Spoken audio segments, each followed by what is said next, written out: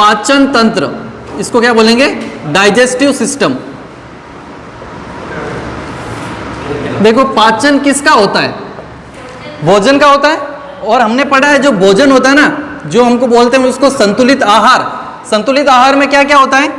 एक तो होता है उसके अंदर वसा, लिपिड होती हैं, फिर क्या होता है उसके अंदर? कार्बोहाइड्रेट होता है, 10th क्लास में पढ़ा होगा, कार्बोहाइड्रेट होता है। फिर उसके अंदर क्या होते हैं? विटामिन्स होते हैं। फिर उसके अंदर और क्या रहने वाले हैं? खनिज लवण होते हैं। और क्या होता है? उसके अंदर प्रोटीन होता है। ये सभी चीजें होती है ना, इसको क्या कहा जाता है? एक भोजन का भाग होता है।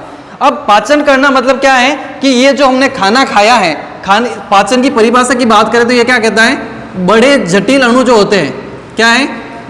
बड़े जटिल अणुओं को, बड़े जटिल अणुओं को छोटे अणुओं में तोड़ना, छोटे अणुओं में तोड़ना। तो बड़े जटिल अणु को जो छोटे अणुओं में तोड़ा जाता है उसको क्या कहा जाता है? पाचन। तो बड़े अणु का मतलब कैसे? बाटे और चूरमा करना नहीं ना। बड़े अणु का मतलब क्या है? जैसे ये कार्बोहाइड्रेट है, कार्बोहाइड्रेट क्या होता है? ये ग्लूकोज का नाम सुना है? बहुत सारे ग्लूकोज के अणुओं से मिलकर बना रहता है। जो हमारा प्रोटीन होता है वो अमीनो एसिड के बहुत सारे अणुओं से मिलकर बना होता है। तो इसके जो बड़े बड़े अणु होते हैं ना, उस अणु को अपने को क्या करना है? तोड़ना है। और उसी को तोड़ने के लिए जिस तंत्र का प्रयोग किया जाता है उसको क्या कहते हैं? पाचन तंत्र कहते हैं। जैसे आप लोगों ने खाना खाया, खाना खाते ही आपको एनर्जी नहीं मिलती है, लेकिन आपने अगर ग्लूकोज चढ़ा ली तो आपको एनर्जी मिल जाती है इंस्टेंटेनियस। कारण क्या रहता है? क्योंकि उसमें अपने को डायरेक्ट ग्लूकोज चढ़ी है। क्या? डायरेक्ट अपने को ग्लूकोज चढ़िए जो हमारे शरीर को चाहिए। लेकिन जब खाना खाते हैं तो क्या खाते हैं? उसमें कार्बोहाइड्रेट खाते हैं। और कार्बोहाइड्रेट को ग्लूकोज में बदलने के लिए क्या जरूरी है? पाचन का जरूरी है। यानी पाचन तंत्र क्या होता है? बड़े जटिल अणुओं को अपने शरीर के अंदर काम आने वाले छोटे उपयोगी अणुओं में बदलने की प्रक्रिया क्या कहलाती है? पाचन कहलाती है। और इस पाचन के अंदर प्रयोग होने वाले जो भी तंत्र होते हैं, यानी जो भी इसके लिए सहायता करते हैं, उसको क्या कहा जाता है? पाचन तंत्र कहा जाता है। समझ में आया? यानी पाचन तंत्र के दो भाग होते हैं। एक को कहा जाता है आहार नाल। क्या कहा जाता है? आहार नाल। और दूसरी होती है ग्रंथियां, इसको बोला जाता है ग्लैंड्स। और दूसरा क्या होता है? ये एलिमेंट्री कैनाल। Alimentary canal. देखो आहार का मतलब क्या होता है? खाना। नाल मतलब जहां से वो जाता है, यानी खाना कहां से स्टार्ट होता है? मुख से। और लास्ट कहां तक जाता है? वह गुद्दा तक, यानी एनएस तक जाता है। तो मुख से लेकर जहां तक खाना पूरा जाता है, पूरा का पूरा जो खाना जाता है वो पूरा सिस्टम क्या कहलाता है? आहार नाल कहलाती है, यहाँ पे एलिमेंट्री कैनाल कहलाती है। ग्रंथियां क्या होती हैं? जो खाना गया है उस खाने को पाचन करने के लिए जिसका प्रयोग किया जाता है वो कौन सी होती है? ग्रंथियां। और ग्रंथियां का काम क्या होता है? ग्रंथियां जो होती है वो एंजाइम या फिर हार्मोन को क्या करती है? रिलीज करती है। ठीक है। देखो आहार नाल, जब भी हम लोग खाना खाएंगे, सीधा सिंपल भाषा में समझे तो खाना कहाँ जाएगा? मुंह में। उसके बाद में कहाँ जाएगा? गला में जाए। उसके बाद में पेट में। उसके बाद में कहाँ पे? आंत में। उसके बाद में गुद्दा में। यही होता है सिंपली अगर हम लोग समझे तो। लेकिन ये हमारी भाषा थी। अगर साइंस की भाषा के अंदर समझे तो सबसे पहले खाना जाता है मुंह में। तो मुंह में जाने के बाद में मुंह के अंदर कौन कौन रहता है? दांत रहते हैं और जीभ। तो मुंह के अंदर क्या रहता है? एक तो दांत, एक रहती है जीभ। तो ये भी क्या है? आहार नाल के भाग हैं। उसके बाद में जब गला जो है, गला, इस गले के अंदर दो पोर्शन आते हैं इंपोर्टेंट। कौन कौन सा? एक को कहा जाता है फेरिंग्स और दूसरे को कहा जाता है ईसोफेगस। ठीक है। इसको कहा जाता है ग्रसनी और इसको कहा जाता है ग्रसिका। ग्रसिका या फिर ग्रास नली कहते हैं। जब गले से खाना चला जाता है तो वो खाना कहा जाता है पेट में। पेट को क्या कहा जाता है? स्टमक, या फिर क्या बोल सकते हैं इसको? आमाशय। क्या बोल दिया? आमाशय। आमाशय के अंदर जाने के बाद में खाना कहाँ जाता है? आंत में। आंत हमारी दो प्रकार की होती है। कौन कौन सी रहती है?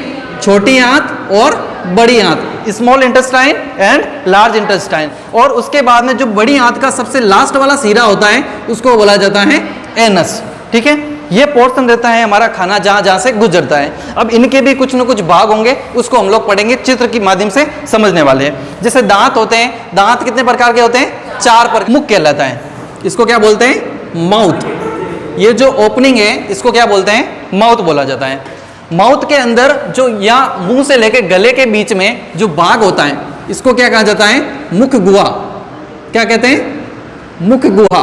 या फिर इसको बोलते हैं बक्कल कैविटी। तो पहले दांतों में, दांतों के बाद में जीभ, और जीभ के बाद में आता है वो कहाँ पे, गले के अंदर। जब खाना गले के अंदर आएगा तो गले में सबसे पहले खाना कहाँ जाता है, ग्रसनी में, यानी फेरिंग्स के अंदर जाता है। कहाँ पे जाता है, फेरिंग्स के अंदर जाता है। फेरिंग्स जो है, इसके अंदर एक इंपॉर्टेंट क्वेश्चन बनता है फेरिंग्स का। देखो हम लोग सांस लेते हैं ना, तो भी इस भाग से जाती है, हवा भी जावे, खाना खाओ तो भी इन भाग को जाया करे। यानी कि ग्रसनी एकमात्र ऐसा हिस्सा है जहां से खाना भी जाता है और सांस भी जाती है। यानी ये श्वसन तंत्र का भी भाग है और पाचन तंत्र का भी भाग है। ग्रसनी जो होती है वो 3 भागों के अंदर बटी रहती हैं। देखो ग्रसनी जो एक तो नाक के पास रहती है, एक मुख के पास रहती है, और एक हमारा जो यहाँ पे लेरिंग्स लगा रहता है, लेरिंग्स मतलब स्वर तंत्र, उसके पास रहती है। इसके हिसाब से इसको 3 भागों में बांटा है। पहली कौन सी होती है, नाक के पास रहने वाली नेसोफेरिंग्स, नाक के पास रहने वाली नेसोफेरिंग्स। मुख, जैसे हम लोग मौखिक टेस्ट लेते हैं, मौखिक टेस्ट को क्या बोलते हैं, ओरल टेस्ट। तो जो मुख के पास रहती है उसको क्या बोल देंगे, ओरोफेरिंग्स, मुख के पास वाली को ओरोफेरिंग्स। उसके बाद में यहाँ पे लगा रहता है स्वर तंत्र, जिसको बोलते हैं वॉइस बॉक्स, लेरिंग्स। तो लेरिंग्स के पास लगी, किसको बोलेंगे, उसको लेरिंगोफेरिंग्स। क्या बोलेंगे, लेरिंगोफेरिंग्स बोल देंगे इसको। यानी एक तो जो नाक के पास रहती है नेसोफेरिंग्स, मुंह के पास रहती है उसको ओरोफेरिंग्स, और जो लेरिंग्स के पास रहती है उसको क्या बोलते हैं, लेरिंगोफेरिंग्स बोलते हैं। लेरिंग्स क्या होता है, स्वर तंत्र, जो हमारे आवाज निकालने में सहायता करता है, वो क्या कहलाता है, लेरिंग्स कहलाता है, जिसको स्वर तंत्र भी कह सकते हैं। खाना यहाँ पे आने के बाद में आगे कहाँ प्रवेश करता है, ग्रास नली में, जिसको क्या बोलते हैं, ईसोफेगस।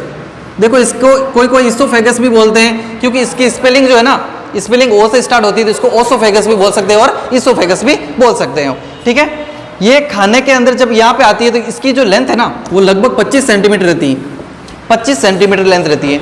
यहाँ से क्वेश्चन क्या बनता है, आहार नाल का वह कौन सा भाग, आहार नाल का वह कौन सा भाग जिसमें खाने का पाचन नहीं होता है, वो होती है ग्रास नली। यहाँ पे कोई खाना पचता नहीं है। खाना क्या होता है, कर्मानुकुंचन गतियां होती हैं, उसके द्वारा खाना बस ऊपर नीचे होता रहता है या फिर नीचे की ओर जाता है। तो इसका काम क्या होता है, खाने को नीचे की ओर धकेलना। तो आहार नाल का वह भाग जिसके अंदर खाने का पाचन नहीं होता है, कौन सा है, ईसोफेगस या फिर ग्रास नाल होती है। ग्रास नाल जो है वो जाके कहाँ पे जुड़ती है, आमाशय के अंदर, पेट के अंदर। तो ये क्या हो गया हमारा, कि आमाशय मैंने इसको बना लिया। अब देखो आमाशय जो है जिस भाग से ये जुड़ती है, ग्रास नली ईसोफेगस जो है आमाशय के जिस भाग से जुड़ती है, इस भाग को क्या बोला जाता है, जीई जंक्शन बोला जाता है।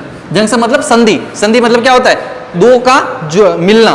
तो ईसोफेगस और आमाशय जो होता है मिलता है, इसको क्या बोलते हैं, जीई संधि बोला जाता है, गैस्ट्रो ईसोफेगस जंक्शन बोला जाता है इसको। ठीक है, अब देखो जब भी यहाँ पे खाना आता है तो पेट में प्रवेश करने से पहले, यानी आमाशय में प्रवेश करने से पहले यहाँ पर एक ढक्कन रहता है। उस ढक्कन का नाम क्या है, कार्डिक स्पिंचर। क्या बोलते हैं इसको, कार्डिक स्पिंचर या फिर हृदय ढक्कन बोला जाता है। हृदय ढक्कन बोला जाता है, घाटी ढक्कन नहीं, इसको बोला जाता है हृदय ढक्कन। घाटी ढक्कन जो होता है वो यहाँ पे लगा रहता है, घाटी ढक्कन, जिसको बोला जाता है एपिग्लोटिस।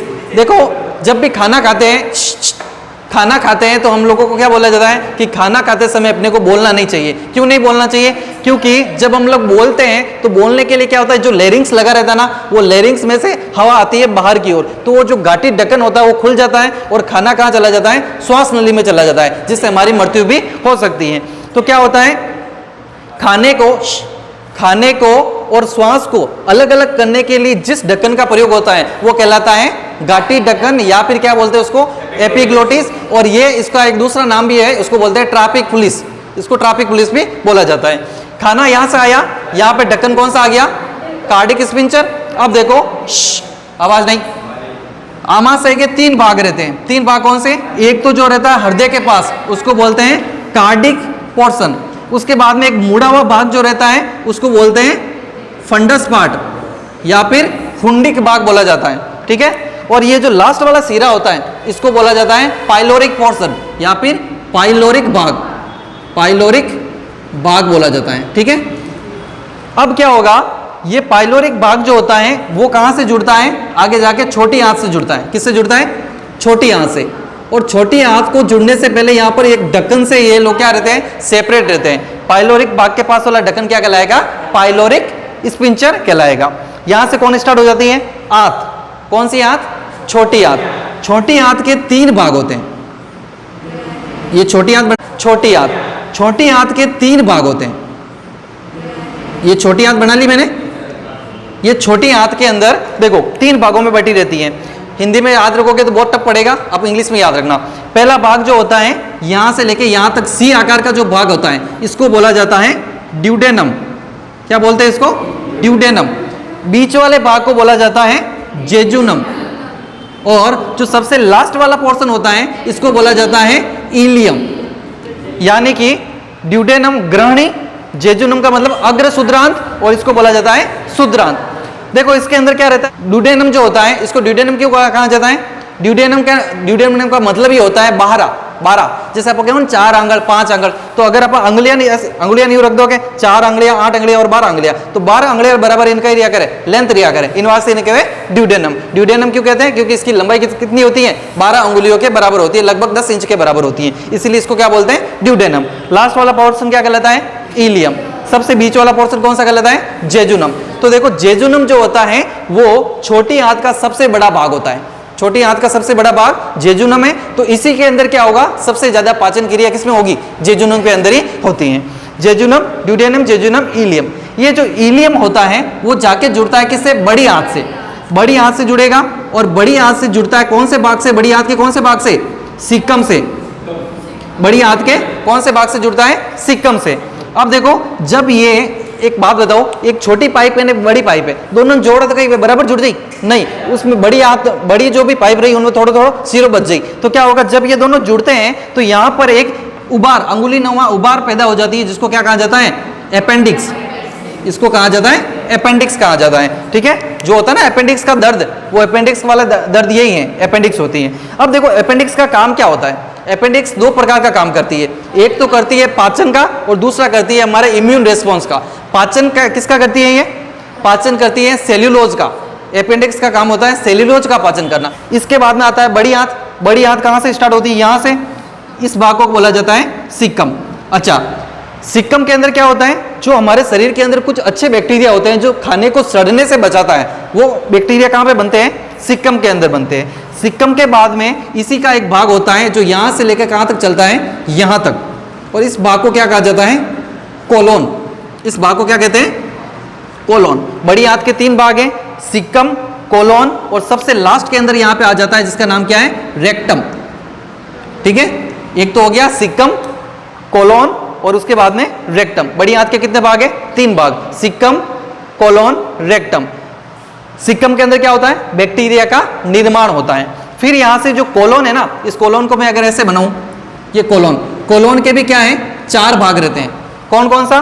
देखो ऊपर की ओर चढ़ रही है तो इसको क्या बोलेंगे? आरोही कोलोन, या फिर असेंडिंग कोलोन। ऊपर की ओर बढ़ना मतलब क्या? आरोहण करना, तो आरोही कोलोन।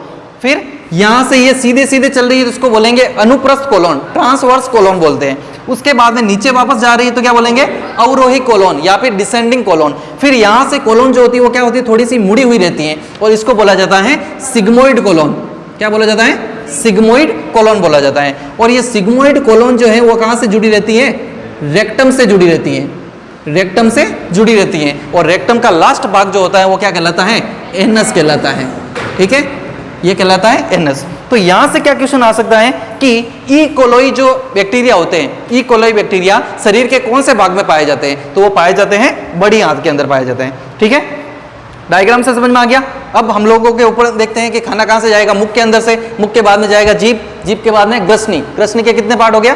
3 भाग, नेसोफेरिंग्स, ओरोफेरिंग्स और लेरिंगोफेरिंग्स। उसके बाद में क्या आएगी? ईसोफेगस। ईसोफेगस आने के बाद में क्या आएगा? हमारा आमाशय या पेट। आमाशय के भाग, दिल के पास वाला कार्डिक। कार्डिक के बाद में दूसरा होता है मुड़ा हुआ हुंडिक, या फंडस बोल सकते हो। लास्ट वाला पार्ट हो गया पाइलोरी। उसके बाद में वो कहां से जाके जुड़ती है? छोटी आंत से। छोटी आंत के कितने भाग है? 3 भाग, duodenum, jejunum, ileum. Duodenum, jejunum, ileum. Duodenum छोटा वाला पार्ट जो सी प्रकार का होता है, और इसको ड्यूडेनम क्यों बोलते हैं? क्योंकि ये 12 अंगुलियों के इसके बराबर इसकी लेंथ होती है। उसके बाद में जेजुनम आ जाता है, जेजुनम के बाद में आ जाता है इलियम। इलियम जो जुड़ा रहता है किससे? बड़ी आंत से। बड़ी आंत के कौन से भाग से? सिक्कम से।